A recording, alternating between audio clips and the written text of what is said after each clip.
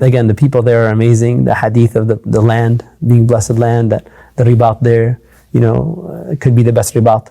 The ribat of this area will come a time will be the best ribat. These kind of concepts, you go in and you're like, wow, khalas, you're here.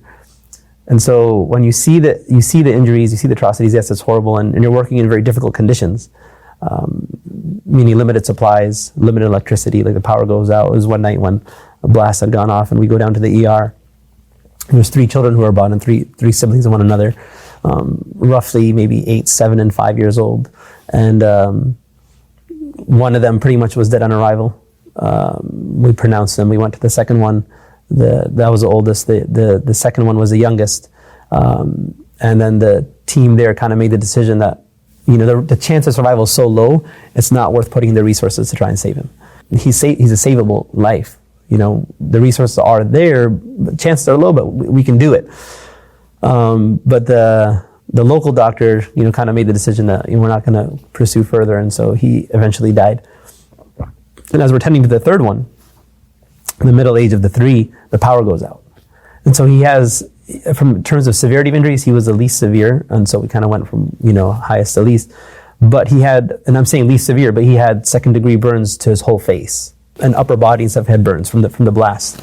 And then we're trying to assess what other injuries he has, either like organ injuries or muscular and whatnot. And as we're doing that, literally the power goes out. This is in the middle of the night, because bombing is most intense at nighttime. People don't skip a beat. The phones just immediately come out, their cell phones, and they turn on the cell phone light, and we just continue working. So the nurse is trying to get an IV, and then we're working on, his airway and different things that we're doing, assessing him, and we're just doing it under the light of cell phones until the power comes back on. So the circumstances are different. The other thing that's different when you're there, it's one thing to see the injuries, but when you see this child in front of you, and you could smell the burned flesh, there's a difference, a sense of smell that you don't get on the screens. And the smell of the bombs and the residue of the bombs, it hits you different. I wouldn't describe that experience as beautiful, of course. It's tragic, it's painful, it's horrific. It's something that the world should be ashamed of a million times over to allow this to happen. But the overall experience of the people there, like I took care of a mother who, and I didn't realize that at the moment until I found out later, but subhanAllah, 3 of her kids were killed in a blast. I saw 2 of them at the morgue, because I would go to the morgue semi-frequently to visit the brothers running the morgue, as well as visit the shuhada, pray on the shuhada and the like. 2 of the 3 children I saw, they were both in one body bag, very young children. And then I go to the ER, this is immediately after Salat al-Fajr, so then I go to the ER afterwards, and they tell me there's a patient that needs to be taken care of who has a big scalp wound. And so I said, sure, happened to see her, and then eventually, she wasn't there, I couldn't find her. Eventually, a couple hours later, I found her, and it was the mother of these 3 children. So she lost 3 kids that night. It had been 12 hours.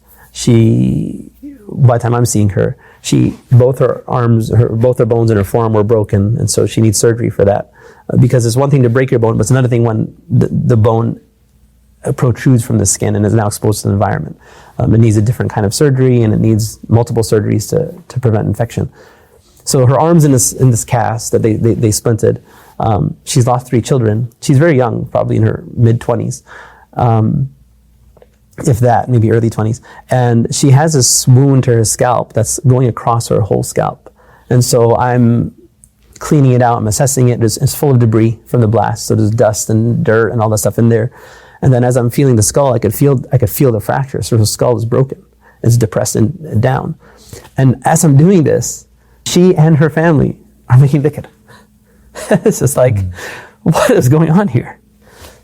But that's what I mean by the beauty. This concept of halawatul iman, and that iman has a taste. They taste it. They literally taste it. And so you're there witnessing that. You're trying to experience it yourself. You're trying to be of service to these people.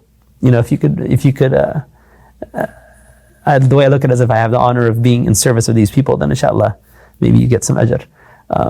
But this is what I mean by the beauty of it. There is the horror, but there's also the faith, and the faith kind of outshines everything.